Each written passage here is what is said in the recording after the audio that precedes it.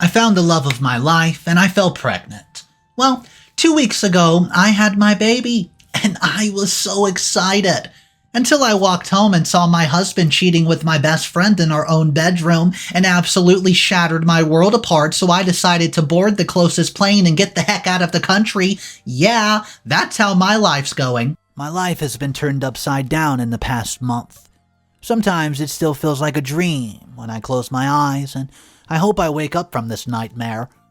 I will tell you all about my story from the beginning, but I may need help to decide on my future. My story's probably the most common betrayal, but yet so hurtful. And all of this began when I was amid becoming a mother. My name's Amy, and I'm just a hopeless romantic who fell in love with Daniel's charm. We got married pretty soon, and just after 6 months of dating each other. I come from a very typical family, a single child to my parents, and fortunately, I have had a beautiful childhood. I've grown up seeing my parents head over heels in love with each other, and always wanted a beautiful love story of my own. And I found it pretty early in my life. I had just joined my first job as a fashion designer, and Daniel worked in the legal department. He was mind-numbingly handsome and charming. Every girl in our office was already dreaming of him as their husband. Within a week at my new office, Daniel asked me out for coffee. That's it. We began dating and got married in no time. Everybody in our life was shocked when we declared our marriage. My parents and my best friend Lisa thought I was jumping into a relationship way too quick. But we knew what we had, and it was love. See, Daniel had the image of a Casanova, but he explained to me to be an extrovert, always landing him in trouble. One thing about my husband was that he's definitely a smooth talker. He can make you believe anything he wants. Daniel did not have a very good relationship with his parents, though. He always thought his parents were too pushy and constantly compared him to his older brother, which created a rift in their bond. So, we had a very intimate wedding ceremony with just 10 people. I only met his parents twice in our span of the relationship, and I find that very odd, but never questioned him. When you're in love, you believe everything your partner says, and I believe Daniel truly for everything that he said. I was naive and let my life become a survival hell. Although, the first few weeks of the marriage were the best times of my life, yes. We went to work together and had a beautiful dinner date and spent a lot of quality time together. At that time, I felt like marrying him was the best decision I've ever made. Until one day, we found out that we were pregnant. I never wanted to have a baby so early. It had just been a couple months since we got married, and Daniel felt the same. We still had to focus on our careers, but after a lot of discussion, we decided to have the baby. I could sense the tension in our life, but nothing had to be done. I was already 3 months pregnant, and God had different plans for us. Being pregnant was never on the cards for me, and it was one of the hardest journeys of my womanhood. My pregnancy was not easy. I had extreme morning sickness and could not keep any food down. I felt tired and had to stop working. It took a toll on my health, and I felt detached from everybody. Daniel was never around. He kept himself busy with work. I felt so lonely at times.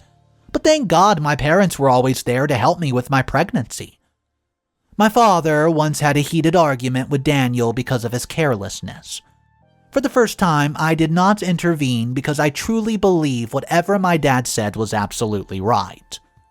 Daniel did not give a rat's ass for me or the baby. As I went ahead with my term, I was becoming more and more attached to our child, and the opposite was happening for Daniel. He kept on telling me how he was not ready and did not feel connected to the child at all. But my mother advised me to usually it just takes men a little bit of time to connect to the child, and things will naturally fall into place once Charlie comes into this world. We planned to name our son Charlie after my grandfather. I believed my mom and happily carried on with my beautiful journey. At times it became difficult because Daniel was never around. He started being out more often, came home late, and was taking on more shifts at work than usual. But I just convinced myself that with time he will come around. I went into labor early and there was a threat to the baby. I felt devastated. My labor lasted for more than 72 hours, and Daniel was rarely around in the hospital. This was not the man I fell in love with. The next day I had Charlie, and he was the sweetest, most perfect baby. All the pain and hardship felt worth it. I was in love all over again, and I instantly had this overwhelming protective feeling for him. I would do anything for this little soul's happiness. But is life always this perfect? No. And the same way our fate had entirely different plans for me and Charlie. The joy I felt in welcoming my son suddenly became overshadowed by pain and betrayal. See, Daniel and Lisa, my best friend, were having an affair this entire time. I discovered that within 2 weeks of giving birth to Charlie, when I walked into them unexpectedly being cozy with each other. In our bedroom. After delivery, I went back to my parents' place to have some needed rest and help for the newborn. And I was supposed to come after 3 weeks, but I feared Daniel would never connect to Charlie and went home early. I never imagined such a hideous gift would await me back at home in my own bedroom. It was 5 p.m, and I hope I will get the house tidy and light some candles and wait for Daniel to return.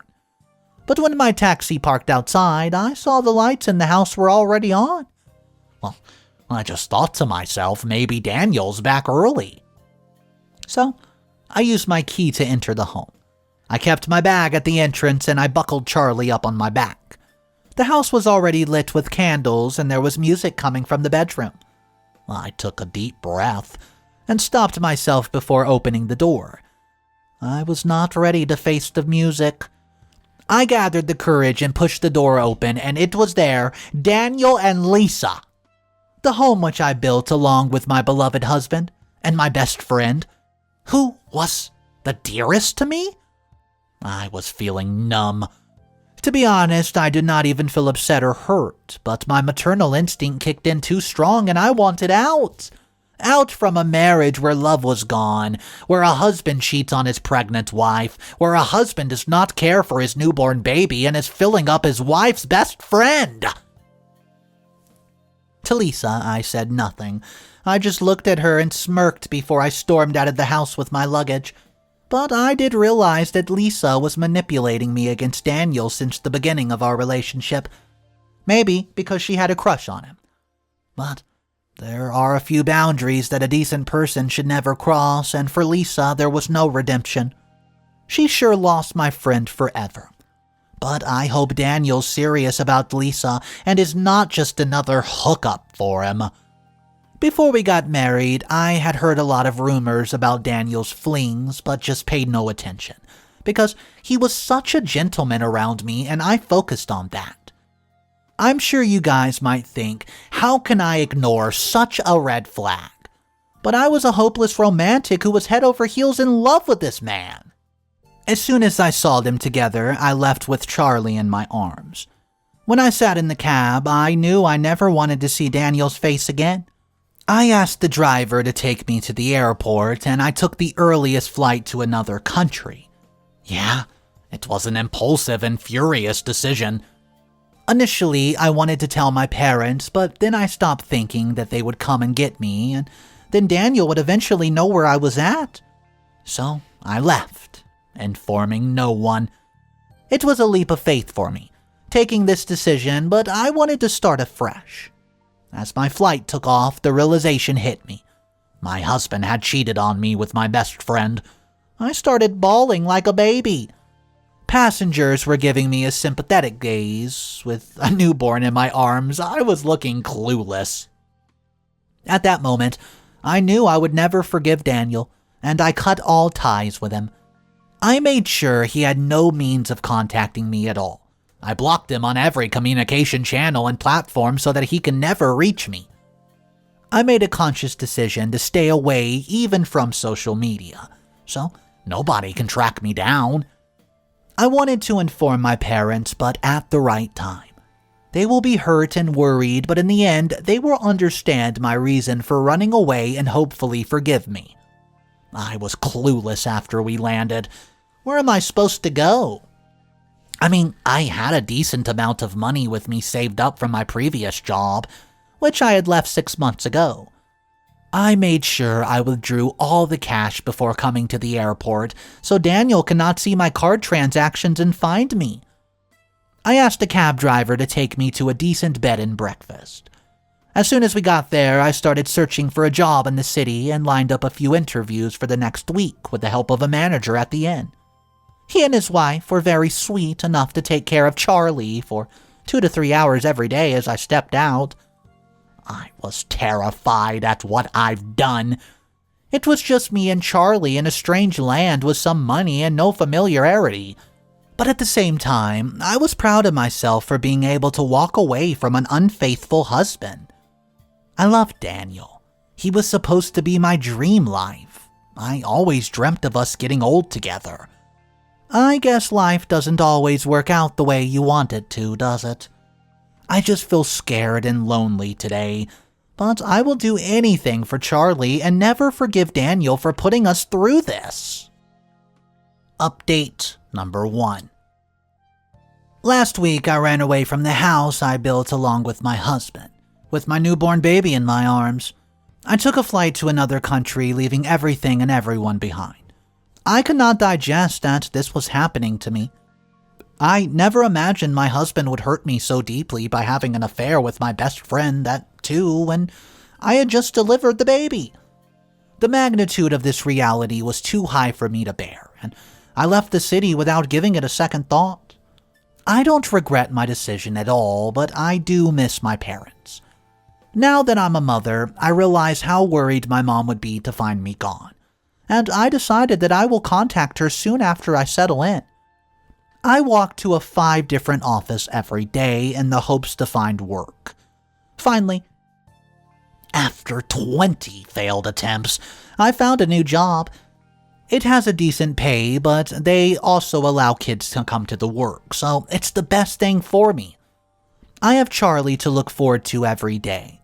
He gives me strength needed to survive, and deep down I know that if I do not have my baby, I would have attempted to hurt myself after finding out about Daniel. I rented a small apartment near my office, and I've never felt stronger. I'm back working, I'm raising my child by myself, and I'm just trying to hustle in a totally strange country, and by far I can do anything I need. I do not need my cheating husband or vengeful best friend. One day after the office, I went to the supermarket to buy some groceries, and fate had a surprise for me. A familiar face caught my eye. It was Jack. Jack was my childhood friend. I'd lost touch with him after I went to college and met Daniel. Seeing him brought a beautiful memory back, and I approached him with the biggest smile on my face. "Jack, is that really you?" "Oh, Amy. Oh, wow, it's been so long. How are you?" We started talking and found out that he moved to the city for college and he was working here as a lawyer. This new town had been so welcoming. People are as polite as can be, but finding Jack was the best thing that's ever happened to me here. No matter how much you run and gather strength, everybody needs warmth from their family. For me, it was Jack. And I knew I would be all right. As kids, Jack and I were inseparable, but they moved because of his father's jobs when we were in high school, and after that we kept in touch on social media, till I went away to college and somehow, life just takes over. We talked for hours after we met and exchanged numbers. Jack's parents lived in the same town, and I was so thrilled to meet them again. For the next few days, we met every day after work, and he even helped me around with Charlie. Once Charlie fell sick, I did not know how to handle it, so Jack came over in the middle of the night and took us to the hospital. The next day, Jack's mother made sure I was well rested and took Charlie back to their place so I could run some errands. Jack never asked me where Daniel was and why I was in town. He gave me the space to answer the unspoken questions myself when I felt the time was right. One day, after a few weeks, I poured my heart out to him and we both cried for hours. He could genuinely see the pain in my eyes and gave me the strength for taking such a brave decision. Jack encouraged me to call my parents now that I have a decent living and a place to crash. That day, I called them and it was a beautiful emotion. I felt like someone had lifted a burden off my chest and my parents were so proud of me. I needed to hear this. I needed acknowledgement of my decision. For someone to tell me, it was not stupid, I deserve better and I don't need to wait for an apology. I can and will move on in life. It was not treated with respect and dignity. My parents gave me a shocking new nest. That Daniel and Lisa were living together now and told our friends and family that I ran away with my boyfriend. So people are actually sympathizing with Daniel. I could not believe how shameless they could be. I broke down on the phone listening to the pain in my mother's voice, but she was quick to clarify that she has no regrets about what happened to me. Instead, they told me I did not need to care about what people think until I and Charlie are healthy and happy. I told my parents how I met Jack, and he has been a godsend. My parents asked to come over soon once I was ready, and we cut the call after we exchanged I love yous. It was Charlie's 4-month birthday when I got a legal notice from Daniel. He had filed for divorce, had a lawsuit seeking custody rights for Charlie. No matter how tough precautions I had taken to ensure that he could never find us, somehow he managed to track us down. The lawsuit was on the basis that I ran away in the middle of the night with our child because I had an affair with Jack. I was in shock. The letter slipped through my fingers. Not only did Daniel track us down, he knew about Jack, and he was using that to prove me guilty and take away my child? This news broke my spirit. I just could not handle another deception. I called my parents and Jack without wasting another second. Jack proved to be my pillar of strength. He stood by my side, offering his immense support as a lawyer, and even connected me with my family. At that moment, I realized that Jack's love for me was much deeper than friendship. He assured me that he will let nobody take Charlie away from me, with a dagger in my heart. I met Daniel and Lisa for the first court hearing. They were standing there, taking pride in ruining my life. That was the hardest day of my life, to face my husband and best friend being shameless about it. Daniel met me like it was the happiest moment of their life. But I could see the facade behind his fake mask of a great father. He never tried to apologize, never tried to meet his child, and as he found out about Jack, he wanted the child back. All of us knew this was not about Charlie, but more about revenge on me. And I was ready for a war for my child. Update number 2. I've been through hell, and honestly, emotionally and physically. I grew up seeing my parents' perfect romantic life, deeply in love after 30 years of always wanting that for me, but Daniel proved to be the worst husband. He cheated on me with my best friend and then tried to drag me to court, blaming me for having an affair and running away to be with that person. I've had unlimited sleepless nights, and every day things are getting difficult. The emotional wound given up by my husband and best friend just a few months back was still fresh and haunts me.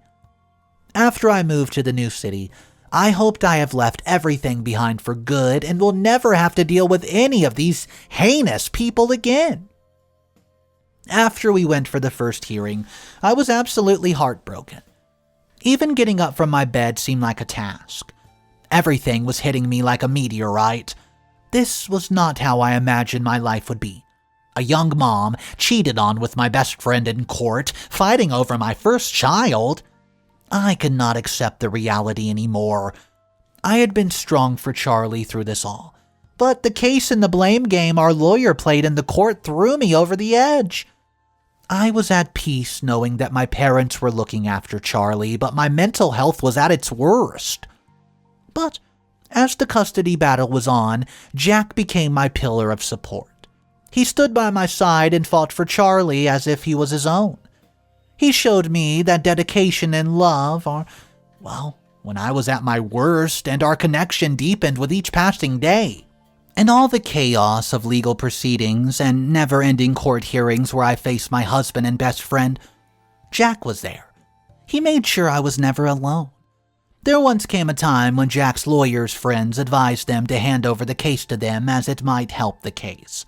You see, Daniel's lawyers were trying their best to prove that I always had an affair with Jack even before the wedding, and I was always planning to leave Daniel for Jack. But Jack did not cave. He believed in the truth and sanctity of our friendship. I was so absent as a mother through all this that I missed so many milestones with Charlie. I missed his first walk, and even his first words.